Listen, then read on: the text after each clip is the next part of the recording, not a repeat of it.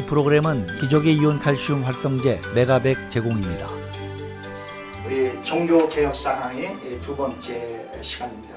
우리 지난 시간은 우리 서론 부분을 살펴봤죠. 우리 교회에서는 시대 구분을 어떻게 하느냐, 그렇게 이제 우리가 네 가지로 우리가 살펴봤습니다. 그리고 같은 종교개혁사를 할지라도 그 소속된 교단에 따라서 교파에 따라서 그 해석하는 관점이 다르다는 것을 우리가 서론적으로 우리가 함께 살펴봤습니다. 이 시간에는 왜 이 종교개혁이 일어날 수밖에 없었느냐, 이 종교개혁의 그 원인에 대해서 우리가 함께 살펴보도록 하겠습니다. 이 첫째 가장 큰 원인이라고 할 수 있는 것은 이 중세시대를 이끌어가던 캐톨릭의 타락과 부패를 들 수가 있습니다. 우리 처음에 이제 그레고리우스 교황 같은 분들은 참 성실하게 했어요. 이제 교황의 직분을 감당했는데 시대가 갈수록 교황청에 너무 타락했습니다. 그래서 이제 성직을 매매하는 거예요. 성직 매매라는 건 뭐냐면은 이제 뭐 대사제라든지 사제 같은 걸 말입니다. 이렇게 임명할 때 돈을 주고 그것을 파는 거예요. 그래서 이제 영주들 간에 말이야, 누가 그 임명권을 갖느냐 하는 서임권 문제로 또 많이 다투게 됩니다. 그래서 이 그 교황이 이 성직 매매 이거를 통해서 이제 타락하게 되는 거죠. 또 이 성직자들의 타락이 굉장히 극심했습니다. 교황은 교황대로, 또 뭐 대사자나 사제들대로 뭐 첩을 두고 돈을 밝히고 성직을 매매하고 이런 그 타락들이 아주 성행하게 됩니다. 그래서 이제 교황청의 권위가 땅에 떨어지게 되는 거예요. 특별히 이제 문예부흥이 일어나고 나서는 말입니다, 많은 교황들을 문예부흥 교황이라 그렇게 부르는데, 이 교황청이 말입니다, 어떻게 모든 그 나라들을, 백성들을 신앙으로 이끄는 그 영적인 문제에 대해서는 전혀 관심하지 않고 자기 교황청이 있는 이 로마를 어떻게 이제 장식하느냐 말입니다. 그 모든 예술, 건축, 문화로 장식하느냐, 거기에만 신경을 썼어요. 거기에만 신경. 그리고 이제 나중에 그러다 보니까 돈이 부족하니까 우리 교황 레오 10세는 이제 면죄부를 팔기 시작한 거예요. 그래서 이제 거기서 나오는 수익금을 가지고 이제 베드로 성당을 건축하게 되는 거예요. 이렇게 이제 극도로 교황청이 타락하고 부패가 일어나자마자 여기저기서 이제 종교를 새롭게 개혁하려고 하는 운동이 일어날 수밖에 없었습니다. 그리고 이제 또 교황청에서 말입니다, 교황의 바벨론 포로라 그렇게 일반적으로 불러요. 인노센트 3세 때는 우리 교황청이 아주 절정에 이뤘을 때입니다. 그래서 우리가 그레고리 7세 때는 말입니다, 헨리 4세가 파문을 당하니까 이렇게 그레고리 7세가 거하는 카노사에 와서 문 속에서 3일간 참여해서 파문을 철회시키는 말입니다. 그러한 역사가 있기도 했습니다. 그만큼 이제 교황청의 권위가 이제 모든 국가의 왕보다 훨씬 높았을 때가 있었어요. 근데 이제 클레멘트 5세가 프랑스인으로 교황이 됩니다. 그리고 나서 프랑스 왕의 영향으로 교황청을 로마에서 저 프랑스 남쪽에 있는 아비뇽으로 옮기게 됩니다. 그래서 이제 그때에서부터 바벨론 교황청의 바벨론 포로가 시작됐다, 그렇게 얘기합니다. 이제 교황청이 둘로 분리되어 있어요. 아비뇽에도 새로 옮긴 교황청이 있고, 거기에 반발해서 로마에도 또한 교황청이 또 이제 계속됩니다. 그러니까 교황청이 둘이 분리됐으니까 영적인 권위도 없어졌을 뿐만 아니라 많은 국가에서 이제 교황청에 이제 헌금을 해야 되는데 양쪽에다 하게 되다 보니까 이제 부담감을 느끼게 되는 거예요. 그래서 이제 거기에 대해서는 반발이 일어나게 되는 겁니다. 그래서 이러한 이제 교황권이 분열된 것이 바로 종교개혁을 일으키게 된 한 원인이 됐다. 그렇게 볼 수 있습니다. 이제 크게 두 번째로는 이 신비주의자들이 발흥했다는 거예요. 우리 중세 교황청을 뒷받침하고 있던 신학이 뭐냐면 이 스콜라 신학입니다. 그래서 이 스콜라 신학에서는 지성과 감정을 중시했습니다. 특별히 지성과 이성을 강조했습니다. 죄송합니다. 신앙과 지성을 강조했습니다. 그래서 이 감정을 무시했습니다. 그래서 이 지성과 이성을 앞세우다 보니까 불필요한 신학적인 토론에 이렇게 많은 시간을 보내게 됩니다. 우스운 얘기로 그때 당시에 무슨 볼펜 위에 몇 명의 천사가 앉을 수 있느냐 그런 것까지 토론했을 정도로 이제 불필요한 신학 논쟁에 이렇게 빠져들었던 것이 바로 중세 시대였습니다. 그래서 이제 이러한 반발로 일어난 것이 바로 신비주의라 그렇게 말할 수가 있습니다. 그러니까 하나님과의 직접적인 만남을 추구하던 것이 바로 신비주의예요. 그래서 캐톨릭과의 관계보다는 개인의 어떤 기도와 신앙적인 체험을 강조하다 보니까 캐톨릭의 이제 필요성을 별로 느끼지 못하게 되는 거예요. 그래서 이제 자연히 캐톨릭에 반발하는 이제 종교개혁 운동에 이제 동참하게 되는 거죠. 그리고 우리가 세 번째 우리가 살펴볼 것은 종교개혁이 일어나기 이전에 이미 종교개혁의 선구자라고 할 수 부르는 사람들이 있었습니다. 우리가 일반적으로 얘기하는 존 위클리프, 영국 사람이에요. 옥스포드에서 교회 개혁을 주장하고 타락한 교회 지도자들의 부패를 공격하고 카톨릭의 화채설을 공격한 사람이 바로 이 위클리프. 그래서 종교개혁의 계명성이라 그렇게 부릅니다. 화채설이라는 건 뭐예요? 우리가 이제 빵을 뗄 때 말입니다. 빵과 포도주가 바로 예수님의 피와 살로 변한다. 그것이 바로 화채설입니다. 그래서 이 화채설이 비성서적이다 공격한 것이 바로 위클리프입니다.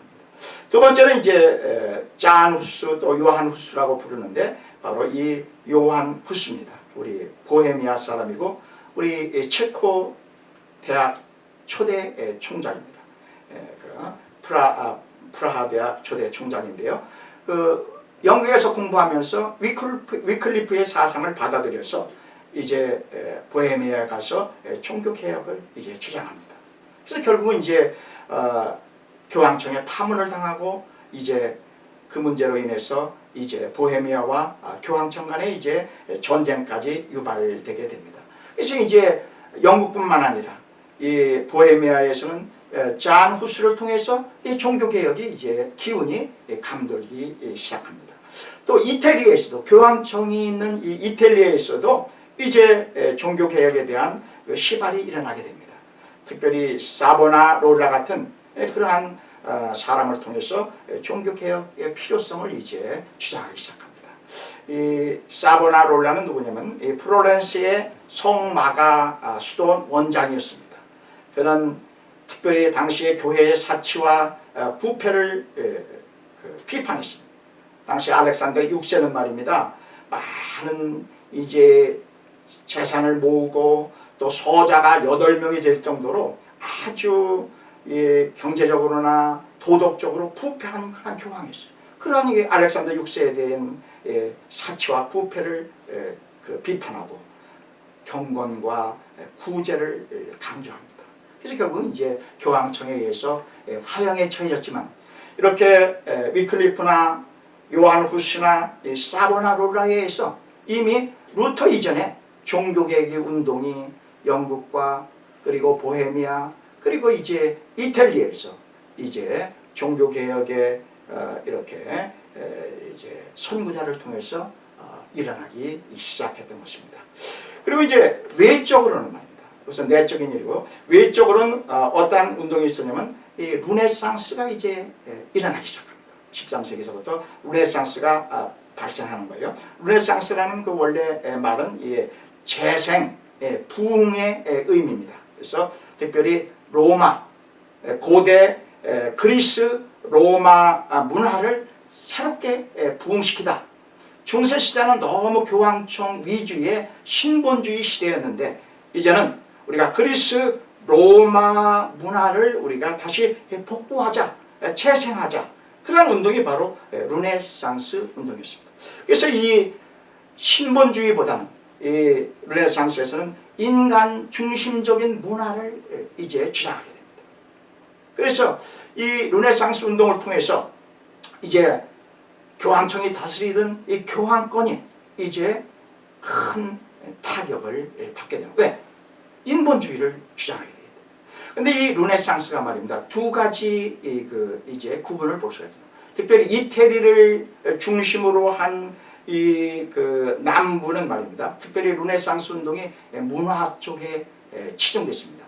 도시국가를 중심으로 해서 특별히 예를 들어서 뭐 피렌체라든지 밀라노, 로마 이런 도시국가를 중심으로 해서 이제 예술 부분, 그러니까 문학이라든지 건축 이런 예술 이런 부분에 집중해서 이제 문예 부흥이 일어나게 됩니다. 단테라든지 보카치오, 페트라르카, 또 미켈란젤로 이렇게 유명한 사람들이 다 이 이태리에서 문예 부흥 운동에 참가했던 사람들입니다. 반면에 이 알프스 이북, 이 독일을 중심으로 한 그쪽의 문예 부흥은 좀 형태가 달랐습니다.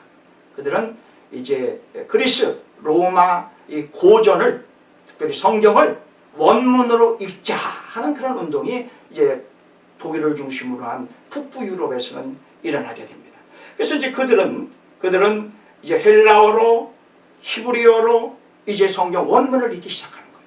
왜냐하면 십자가 전쟁 이후에 동방의 많은 그때 당시에 이제 비잔틴 문명 또 이 사라센 문명 그렇죠.